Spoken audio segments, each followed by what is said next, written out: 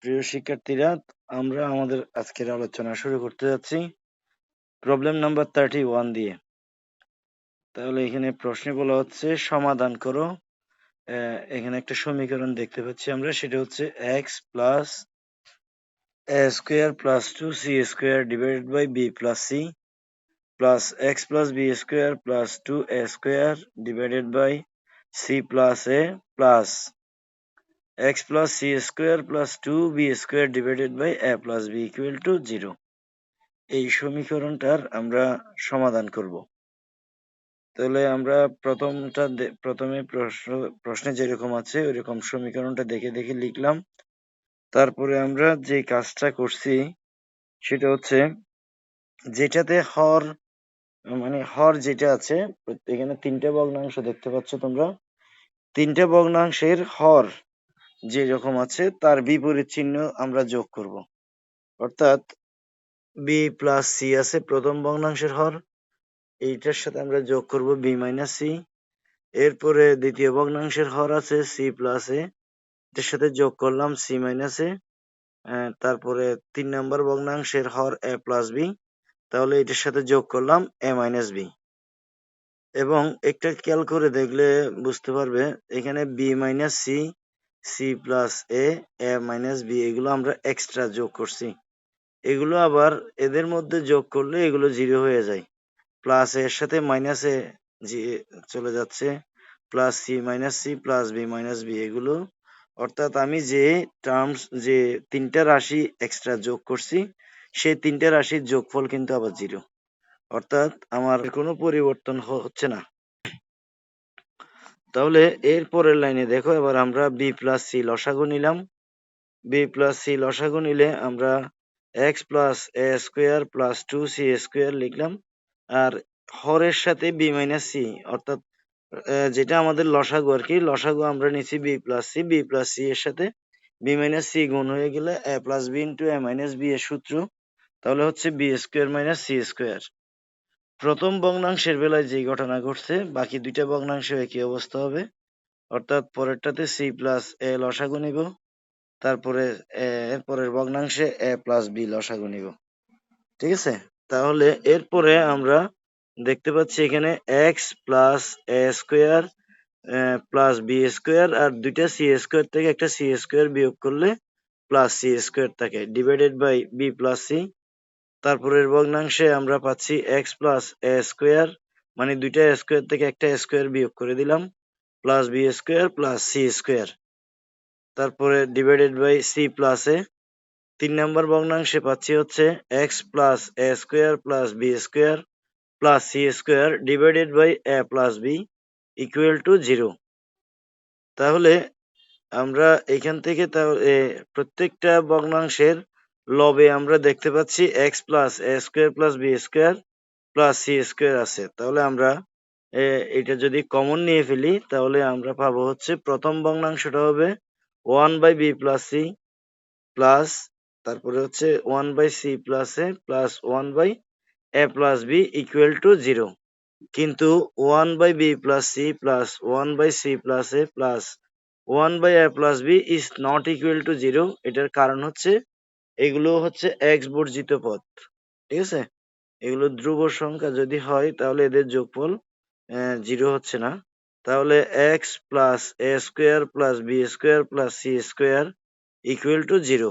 এরপরে আমরা যদি পক্ষান্তর করে দিই এক্সটাকে বাম পাশে রেখে, তাহলে পাচ্ছি minus A square minus B square minus C square. তাহলে আমাদের নির্ণয়ের সমাধান হচ্ছে minus A square minus B square minus C square. Problem number 35 নিয়ে আলোচনা করব। এখানে প্রশ্নটা একটু দেখি সবাই। সেখানে বলছে কি, solve that 10x to the power 4 plus 63x cube plus 52x square minus 63x plus 10 equal to 0। এই ইকুয়েশনটা আমাদের দেওয়া আছে, এটাকে সলভ করতে হবে। তাহলে আমরা ইকুয়েশনটা দেখে দেখে লিখলাম। লিখার পরে আমরা এখানে দেখতে পাচ্ছি হচ্ছে ওই যেটা দেখতে পাচ্ছি সেটাতে আমরা দেখতে পাচ্ছি ম্যাক্সিমাম টার্মেই কিন্তু এক্স আছে, জাস্ট একটাতে নাই আর কি। এখানে পাঁচটা পদের মধ্যে 4টা এক্স ওয়ালা আর একটা এক্স বিহীন, অর্থাৎ ওইটা ধ্রুব পদ। আমরা একটু টেকনিক্যালি এখানে সবগুলো টার্মসকে বা উভয় পক্ষকে আমরা এক্স স্কোয়ার দ্বারা ভাগ করে দিচ্ছি।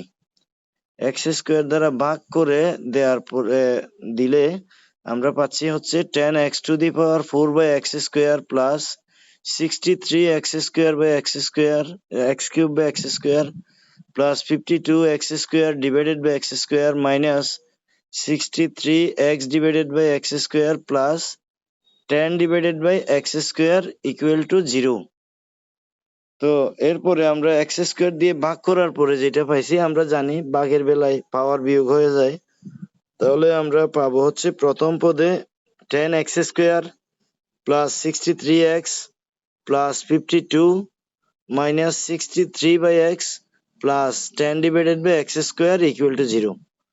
তো আমরা 10x² এবং প্লাস 10/x স্কোয়ারকে এক জায়গায় লিখলাম, আবার 63x মাইনাস 63/x ওই দুটাকেও এক জায়গায় লিখলাম, 52কে আলাদা করে রাখলাম। ঠিক আছে, এবার প্রথম দুইটা পদ থেকে 10 যদি কমন নেই তাহলে আমরা পাচ্ছি x² প্লাস 1/x স্কোয়ার। তারপরে পরের দুইটা থেকে 63 কমন নিলে আমরা পাচ্ছি x minus 1/x plus 52 equal to 0। তাহলে প্রথম যেটা পদ সেটাতে আমরা 10 ব্র্যাকেটের বাইরে রাখলাম, এটা a² প্লাস b² আকারের a² প্লাস b² এর সাথে মিলে গেছে। ঠিক আছে, তাহলে আমরা a² প্লাস b² এর অনুসিদ্ধান্ত এখানে প্রয়োগ করছি, সেটা হচ্ছে x minus 1/x whole square plus 2 into x into 1/x। আমরা a² প্লাস b² এর অবশ্য 3টা অনুসিদ্ধান্ত জানি, তো তার মধ্যে আমরা এখানে minus b whole square plus 2ab যে অনুসিদ্ধান্তটা সেটা লিখলাম। তারপরে plus 63 into x minus 1/x plus 52 equal to 0। তারপরে 10 into x minus 1/x whole square plus 2, ওই যে x উপরে নিচে কাটা গেছে তাহলে প্লাস 2 থাকে, plus 63 into x minus 1/x plus 52। তাহলে আমরা আবার 10 দিয়ে x মাইনাস 1/x হোল স্কোয়ারকে গুণ করে দিলাম, আবার 10 দিয়ে 2 কে গুণ করলে হচ্ছে 20। বাকিগুলো দেখে দেখে লিখলাম। এবার 20 এর সাথে 52 যোগ করলে 72। তাহলে আমরা পাচ্ছি 10 into x minus 1/x whole square plus 63 into x minus 1/x plus 72 equal to 0। এখানে আমরা দুইটা টার্মের সাথেই x মাইনাস 1/x কে দেখতে পাচ্ছি, এই জন্য আমরা এটাকে a হিসাবে সুবিধার জন্য x minus 1/x K a ধরে নিচ্ছি। তাহলে আমরা লিখতে পারি হচ্ছে 10a² plus 63a plus 72 equal to 0। এবার আমরা মিডল টার্ম ফ্যাক্টর যেটা বলে সেটার সাহায্যে আমরা এটাকে ফ্যাক্টরাইজ করছি। 10 এর সাথে প্রথমে 72 গুণ করে দিলাম, তাহলে হবে 720। এবার 720 এটা আমরা গুণফল পেলাম। এবার আমাকে 720 এর এমন দুইটা উৎপাদক খুঁজতে হবে যাদের যোগফল হবে 63। ঠিক আছে, তাহলে আমরা 15 এবং 48 কে গুণ করলে 720 পাবো এবং 15 এবং 48 যোগ করলে 63 পাওয়া যায়। তাহলে আমরা এই জন্য লিখতে পারি 10a² plus 15a plus 48a plus 72 equal to 0। এবার প্রথম দুইটা পদ থেকে আমরা যদি 5a কমন নেই, তা অর্থাৎ 5 দিয়ে যেহেতু 10 এবং 15 দুইটাকেই ভাগ করা যায়, এজন্য 5 আর a দুইটা টার্মে আছে সেজন্য 5a কমন নিচ্ছি। তাহলে 2a প্লাস 3। এরপরে আমরা যদি পরের দুইটা টার্ম থেকে যদি 2a, যেহেতু প্রথম দুইটা পদ থেকে আমি 2a প্লাস 3 পাইছি, পরের দুইটা থেকেও 2a যদি পেতে চাই তাহলে আমাকে 48a থেকে যদি আমি 2a পেতে চাই তাহলে 24 কমন নিতে হবে। তাহলে 24 কমন নিলে 2a প্লাস 72 কে 24 দ্বারা ভাগ করলে 3 দেখতে পাচ্ছি। প্রথম ক্ষেত্রেও 2a প্লাস 3 আসছিল, এখানেও 2a প্লাস 3 আসছে। তাহলে আমরা কমন নিয়ে নিচ্ছি, এটা আর থাকবে 5a প্লাস 24 ইকুয়াল টু 0। এবার আমরা হয় অথবা লিখতে পারি, হয় 2a প্লাস 3 ইকুয়াল টু 0, হ্যাঁ, তারপরে 2a equal to minus 3, a equal to minus 3/2। এরপরে আমরা 5a প্লাস 24 ইকুয়াল টু 0 লিখে সেখান থেকে a সমান পাবো হচ্ছে মাইনাস 24 ডিভাইডেড বাই 5। এখন আমরা a এর যে দুইটা মান পাইছি এগুলো আমরা 1 নাম্বার সমীকরণে বসে দিচ্ছি, মানে x minus 1 by x equal to a। এখানে আমরা a এর স্থলে এটা বসে দিচ্ছি। তাহলে আমরা পাচ্ছি হচ্ছে x minus 1 by x equal to minus 24/5। ঠিক আছে, তা প্রথমে মাইনাস 24/5 বসালাম। তাহলে এক্স বাম পাশে আমরা এক্স লসাগু নিচ্ছি, তাহলে হবে x square minus 1 equal to minus 24/5। এরপরে আরো গুণন করে দিচ্ছি, তাহলে 5 দিয়ে এক্স স্কোয়ার মাইনাস 1 কে গুণ করলে 5x স্কোয়ার মাইনাস 5 আসবে, আর 24 মাইনাস 24 এর সাথে এক্স গুণ করলে মাইনাস 24। এরপরে 5x স্কোয়ার ওই মাইনাস 24 কে পক্ষান্তর করে দিলাম, তাহলে 5x square minus 24x minus 5 equal to 0। তারপরে আমরা মিডল টার্ম করব, এখানে মিডল টার্ম করে এখান থেকে আমরা দুইটা উৎপাদক পাবো, একটা হলো x প্লাস 5 আর একটা হবে 5x মাইনাস 1। তারপরে এগুলো হয় অথবা লিখে 0 লিখলাম, অর্থাৎ 5x x plus 5 equal to 0 হলে x ইকুয়াল টু মাইনাস 5, আবার 5x মাইনাস 1 ইকুয়াল টু 0, এখান থেকে আমরা x ইকুয়াল টু 1/5 পাচ্ছি। সিমিলার ওয়েতে আমরা a ইকুয়াল টু মাইনাস 3/2 এটা 1 নম্বর ইকুয়েশনে বসালেও আমরা x এর দুইটা মান পাবো। তাহলে আমরা প্রথম ক্ষেত্রে x এর দুইটা মান পেলাম, পরেও আমরা x এর দুইটা মান পাবো। তাহলে মোট 4টা মান আসবে x এর। এখন আলোচনা করব হচ্ছে আমরা প্রবলেম নাম্বার 38। প্রশ্নটা হচ্ছে প্রশ্নে একটা ইকুয়েশন দেওয়া আছে, সেই ইকুয়েশনটা হচ্ছে 3x square minus 18 plus square root of 3x square minus 4x minus 6 equal to 4x। এই ইকুয়েশনটাকে আমাদের সলভ করতে হবে। তাহলে আমরা ইকুয়েশনটা দেখে দেখে লিখলাম প্রথমে, তারপরে হচ্ছে ওই যে 4x যেটা ডান পাশে আছে সেটাকে পক্ষান্তর করে বাম পাশে নিয়ে আসলাম, তাহলে এটা মাইনাস হয়ে আসবে। তাহলে আমরা পাচ্ছি 3x square minus 18 minus 4x plus square root of 3x square minus 4x minus 6 equal to 0। এরপরে আমরা লিখলাম 3x স্কোয়ার মাইনাস 6, তারপরে ওইখানে হচ্ছে মাইনাস 12, এটাকে আলাদা করে লিখা হয়েছে। এখানে তোমরা একটা জিনিস খেয়াল করবে, যেহেতু রুটের মধ্যে 3x square minus 4x minus 6 আছে, সেটার সাথে মিল রেখেই আমরা মূলত 18 যেটা আছে সেটাকে আমরা একটা মাইনাস 6 এবং মাইনাস 12 এভাবে করে লিখছি, মানে যাতে আমরা 3x square minus 4x minus 6 equal to a ধরে নিতে পারি। Square root of 3x square minus 4x minus 6 equal to আমরা a ধরছি।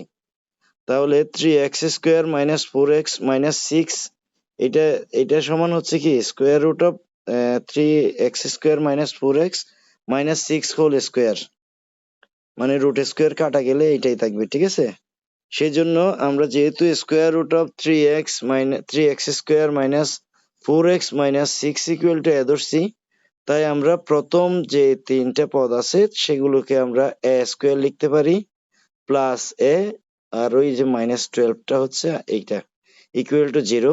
এবার আমরা এটাকে মিডল টার্ম, আচ্ছা, তারপরে আমাদের আমরা এটাকে ফ্যাক্টরাইজ করব। সেটা হচ্ছে কি যেহেতু এখানে a স্কোয়ারের সহগ 1, তাহলে এটা দিয়ে আমরা ধ্রুবককে গুণ করলে পাচ্ছি মাইনাস 12। এবার মাইনাস 12 কে আমরা মাইনাস 12 এর উৎপাদক দেখব আমরা কি কি পাই। মাইনাস 12 এর উৎপাদক হচ্ছে 1 এবং 12, হ্যাঁ, তারপরে আবার 6 এবং 2, 4 এবং 3, ঠিক আছে? তো আমাদেরকে মাঝখানের যে পদটা আছে সেটা মাইনাস করে মিলাতে হবে, মাঝখানে যে সংখ্যা আছে। তাহলে এর সহগ যেহেতু 1, কাজে আমাদেরকে 1 বিয়োগ করে 1 মিলবে। হ্যাঁ, ওইরকম ওই গুণনীয়ক দুইটাই নিব। তাহলে 4 এবং 3 এর বিয়োগফল যেহেতু 1, সেজন্য একটা 4 এ আর একটা আমরা 3 এ ধরলাম, ঠিক আছে? তাহলে এখানে আমরা লিখতে পারি a square plus 4a minus 3a minus 12 equal to 0। তারপরে কমন নেওয়ার বিষয়টা তো তোমরা বুঝতেছো সেটা। তাহলে আমরা এখান থেকে কমন নিয়ে যেটা পাচ্ছি সেটা হলো a plus 4 into a minus 3 equal to 0, অর্থাৎ আমরা এখান থেকে দুইটা উৎপাদক পেলাম। তাহলে আমরা a প্লাস 4 ইকুয়াল টু 0 লিখতে পারি। a ইকুয়াল টু তাহলে মাইনাস 4 হবে। এবার উভয় a এর জায়গায় আমরা যেটাকে ধরছি এটা বসাই দিচ্ছি, তারপরে উভয় পক্ষে বর্গ করে দিলাম। তাহলে হবে 3x square minus 4x plus minus 6 equal to minus 4 K square করলে হবে 16।